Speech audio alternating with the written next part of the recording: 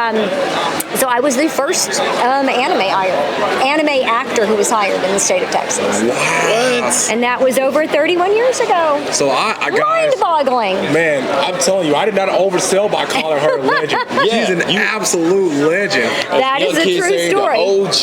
That is actor. That is amazing. The mother of American voice acting here in the state of Texas. Here. I'm proud to say she's mine.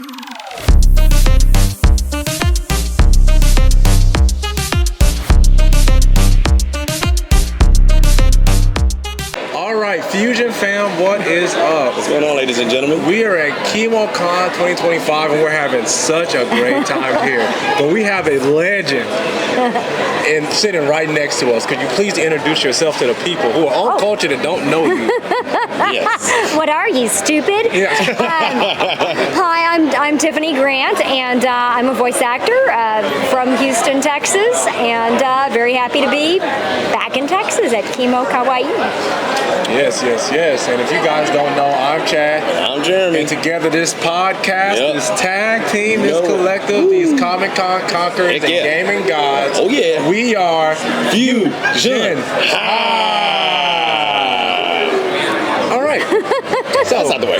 First and foremost, Tiffany, thank you so much for having us. Thank you very much. Thank you. Thanks for coming by. No problem. If you could, just tell us a bit about yourself and what led you to voice acting. Yeah. All right. Well, the thing that people know me for the most is probably this girl right here, Asuka Langley Soryu from Evangelion.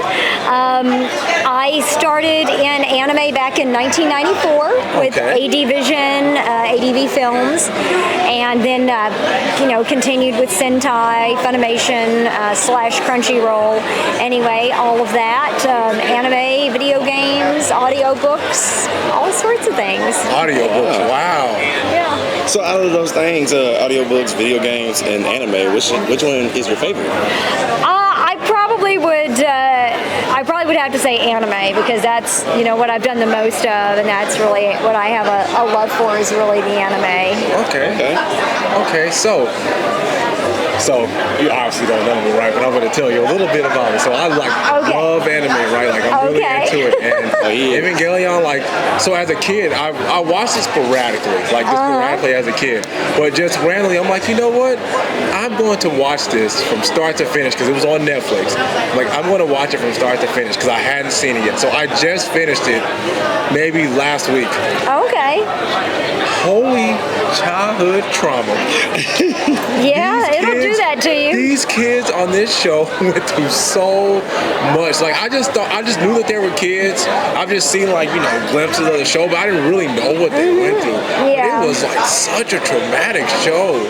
Yeah, yes it is. Yes it is. They go through a lot, especially for 14-year-olds. Yeah, and it's so funny because I watch it and they're like, oh, only the kids at this age can do it. I'm like, oh, okay. Then you see Shinji go in there, he comes up and gets destroyed, and they bring him back down. I'm like, is this what this show's about to be? These poor kids. Yeah. So how did you get the role for Asuka on that show? Well, when I was cast in Evangelion, which is not the Netflix version, but in the original Evangelion that we did back in the 90s, I'd already been working in anime for about probably 2.5 years at the time, and I don't know, my personality, something about the characters that I had played before that, and I don't know, I was just Asuka, and everybody was kind of saying, oh yeah, Tiffany's gonna play Asuka, right? I mean, I didn't know anything about it. I hadn't seen it before. It was a brand new show back then, and anyway, so I played Asuka, in all of the versions that exist. I mean, obviously for Netflix they did the redub with a different cast, but I'm in the original version, Death and Rebirth, End of Evangelion, and then we did the rebuild films, and I even did the audiobooks for Evangelion. So I listened to some audiobooks. Your voice definitely shines through on there. Okay, thank you. And I've watched your version. I've seen it. Okay. I've seen it. Good. Because I was So I'm just sitting there watching it, and there's so many things that happen to the kids that are so traumatic. I just want to know. Oh yeah. Like, what are your thoughts when you're reading the script? Damn, and you you're took like, my question, dude. oh, I'm sorry. I'm sorry. Keep going. So it's like when you're reading the script and you're seeing like at the end of Evangelion, like in the end of the movie, what happens? Like yeah, well, see, we don't get scripts for anything in advance. You see the script when you go in to record on the show. But End of Evangelion, when that came out, which was in 1997, we didn't get the rights to record it here for about 3 years. So fan subs at the time, which was literally a cassette tape, which you had to know somebody to get that. But cassette tape. Oh yes, back on.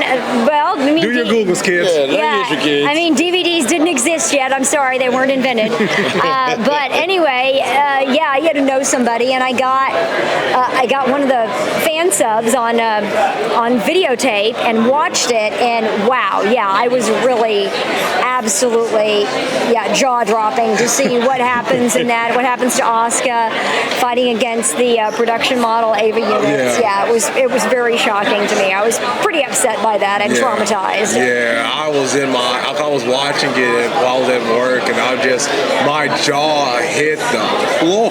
Yeah, you don't think that's the way it's going to go. I was like, that is, and then to me, it was such like an overkill moment because she's being ripped apart. They're like, hey, you know what? We're not done. Drop that bomb right there, please. Yeah. Yeah, it went pretty rough for Asuka. Yeah. So what got you into doing voice work or voice acting? Well, when I was a kid, I did theater, like most actors' origin story. I did theater all through, like elementary, junior high, high school, college, all of that, into doing community theater, and so I did all of that for years and years. And actually, when I was about 9, I got this little Sony cassette player, and with my friends, we would write these sketches and record all the voices. And I mean, I didn't think of that as voice acting. We were just playing around and doing that. And I was not trying to actively pursue that as a career. I was an actor, so I worked in theater because that's what you do. Okay. And so this new company started up in Houston, which is where I'm from, and it was called AD Vision, and they were going to dub their very first anime. And since no anime had ever been produced in Texas, there were no anime actors to call upon, so they just said, hey, we need to find some actors. And a friend of mine knew about that audition, and he called me and he said, hey, this is this project that they're working on, and I remembered that you're an actor. Like, this is somebody I knew from junior high. And he remembered me being in plays in school. Oh, wow, okay. Yeah, so anyway, so he told me there's an audition. I called, I made an appointment, I went down to the audition. And that was February 12th, 1994. Sure, the date. I know the exact date. Yes, I do. You almost know the top. That is my origin story. I went there. I did the audition. I got hired right away. Right after my audition, they hired me as the female lead. I mean, that doesn't normally happen, but when there's not been any other anime that was ever made in Texas. I mean, now this is where the majority of it gets made is in Texas, but back then it was a brand new thing. So I was the first anime actor who was hired in the state of Texas. What? And that was over 31 years ago. So I mind-boggling. Man, I'm telling you, I did not oversell by calling her a legend. She's an absolute legend. That is a true story. The OG. That is amazing. The mother of American voice acting here in the state of Texas. In Texas. Now, I have to be clear. There were people doing anime already in New York and LA, but not a lot at that point. Not in the kind of early to mid 90s. It was not not really that common, but I didn't know that was going to be a career, or I didn't even know the term voice actor. I didn't even know that as a term. I was a professional voice actor for a few years before I even heard that. Okay. I knew voiceover, and so I was saying like voiceover actor. Oh, okay. Because I had never heard the term voice actor before. Okay. Yeah. I was doing it and I didn't even know what it was called. So, true story. Yeah. Wow, that is amazing. Yep. So I see you've also been in One Piece. Yes, One Piece. Playing Nami Tsunami's. Yes, I'm calling Nami Tsunami. I'm sorry. Nami's. I love that. You're not. Oh, feel free to use it at any time. You're playing Nami. Nami's older sister. Yeah. I have a prop here. We'll just hold this up. Nojiko, right there. Yes. Yep. So this is like a two-part question. So one, how did you get into being this character Nojiko? And two, have you seen the live-action version of One Piece on Netflix? I actually have never had Netflix, so I've never seen anything on Netflix. Oh, so that answers that question. Okay. I haven't seen it. I'm very aware of it. I know that they're doing a season 2, so I think it's been very, very popular. I know obviously Nojiko is in it, which I definitely approve of that. Thank you. I think that is awesome. There's also a card game, by the way, and Nojiko is in the card game. And for a while there, I was just getting tons of requests for Nojiko stuff. But anyway, no, I mean, I had already been working with Funimation for several years at that point, so they just called me and asked me to play. Just asked me to play Nojiko. Had you seen One Piece up to that point? I had not. I was aware of it. I had heard of it. At that point, there had already been that previous, like the cleaned up version. The 4Kids. The 4Kids version that had come out. I was aware of that, and I knew that Funimation had started dubbing the more like original, like authentic version of it. But even then, when I came in as Nojiko, that's very early in the series. So, it was really pretty new at that point, at least new over here. Yeah. Question. Were you with Funimation in its earlier days? The first project I worked on at Funimation was in 2004. Case Closed. That was my first thing I ever did at Funimation was Case Closed. This question. The reason I asked that question is because we talked to like Linda Young and I just did a convention with her recently. Cynthia Grant, and they were talking about the earlier days of Cynthia Grant plays Bellamere. She is Nojiko and Nami's mom. Yes. So was it like I heard it was like very family oriented back in those days? Yeah, it was. It was a pretty. It was kind of a smaller company back then. Now I wasn't at Funimation from. I think they started dubbing in the Dallas area around '97. I think is when they started dubbing up there. But I didn't do anything in Dallas. I didn't do anything at Funimation until 2004 when I worked on Case Closed. And that was really just based on that, like doing conventions and meeting some of the other actors and directors like Mike McFarland. Really was, I think, the first person who started hiring me to come up there. Like, he's the one who hired me to play Marta in Full Metal Alchemist. So that was my kind of first couple of things I did with Funimation. Okay, cool. Which I still call it Funimation, I know it's Crunchyroll. Yeah, all habits die hard. I do it too. Yeah. All habits definitely die hard on that. So, like you said, you've been in Full Metal Alchemist. Are there any other shows that you would like you would tell people to watch that you have been in? Like some of the other, like you're maybe like not as popular as One Piece or Evangelion. There's a couple. One show that I worked on was about 2016, I think. It was called Denno Coil. It's Dennoh, Denno Coil. And it's absolutely one of my favorite anime of all time. Oh, really? I was the script writer on that, and I played several of the characters in the show, but it's set in kind of a near future time where almost all the characters are kids. So I loved that aspect. It's kind of like seen through the eyes of a child. type of a thing. Most of the characters are like 12 years old. And in this kind of near future reality, the kids all wear these glasses that are like augmented reality. So it's not exactly virtual reality, it's augmented. So it's like an overlay of what is real, but then that. And so to me, it was such an interesting thought exercise of what is real. You know, what is reality?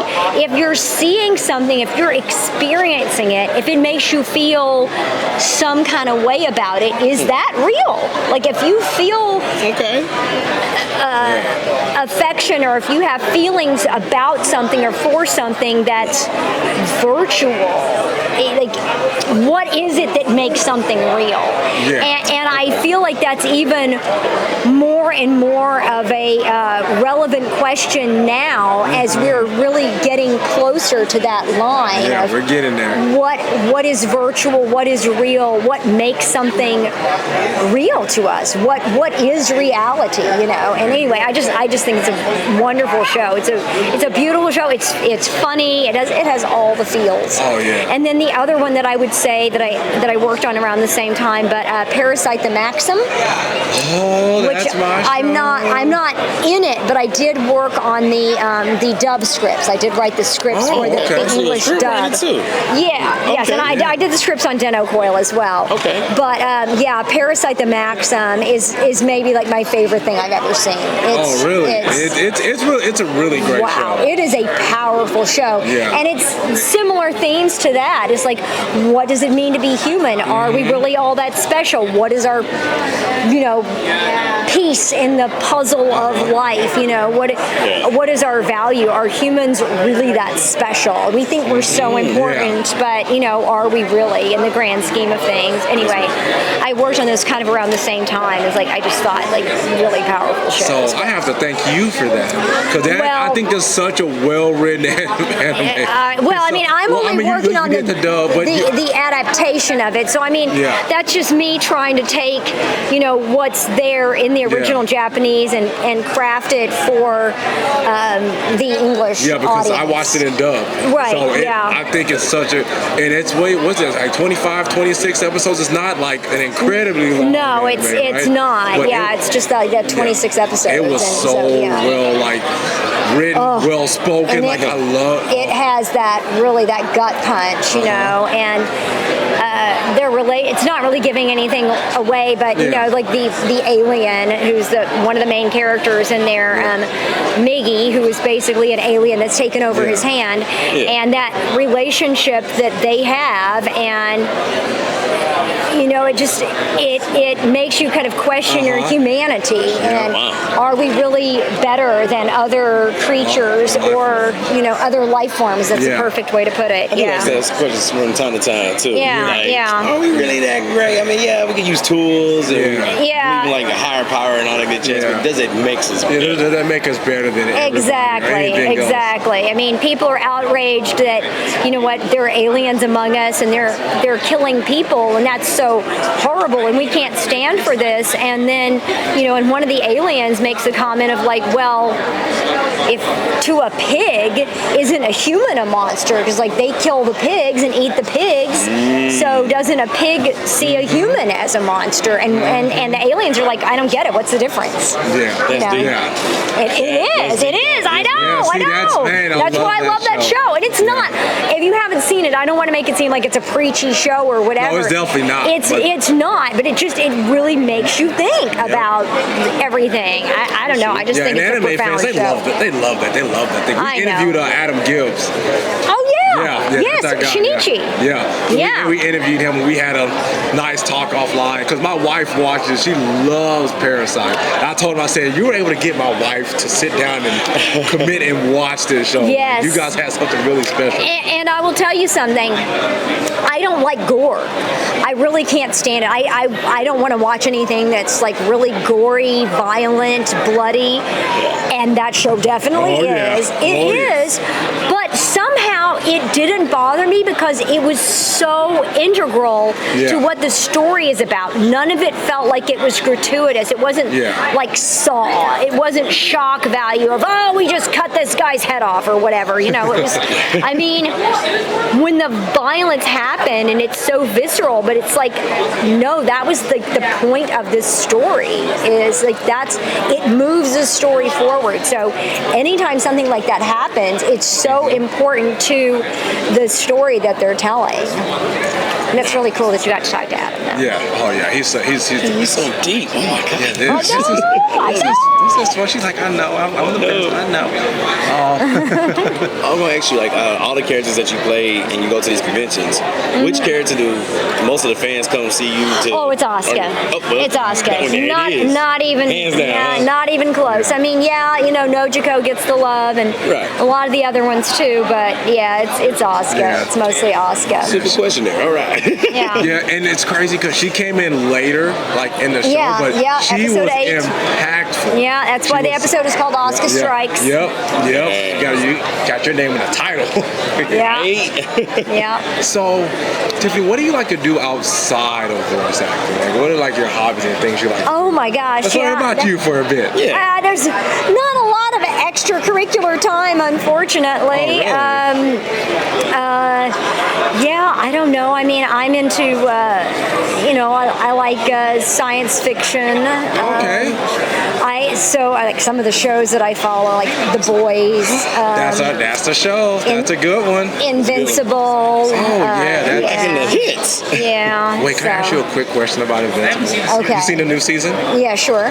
How excited were you to see Mark's brother get beat up? Yeah. That was the best part of the season.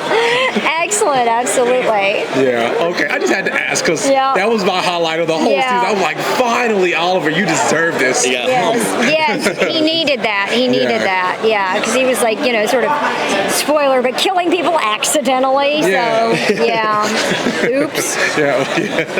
Conquest beating wasn't an oops. That was super intentional. Yeah, I know. Yeah.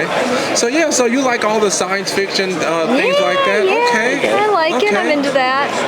That's cool. That's very cool. Jay, you have any other questions? No, I don't want to take too much of your time and everything like that. Okay, well, I do have one more question. Okay. Please tell us about your experience at Kimo Kawaii this weekend. Oh, at Kimo Kawaii, well, this is I've done hundreds of conventions, but this is my very first one ever in Montgomery County, Texas, which is where I basically grew up. So, yeah, I'm excited to be here. This is very cool. Okay, good. Yeah, it sounds like you had a good time. I saw we've been walking by your table. You're getting a lot of love, people coming up to you. So we're happy you had a good time this week. Thank you. Thank you so much for doing this with us. We won't take up any more of your time. All righty, my dears. So thank you so much. Thank you, guys. Appreciate you. Tiffany Grant. I'm Chad. I'm Jeremy. We're the Fusion-Haa podcast, and we'll see you later. Okay. Peace out. Boom.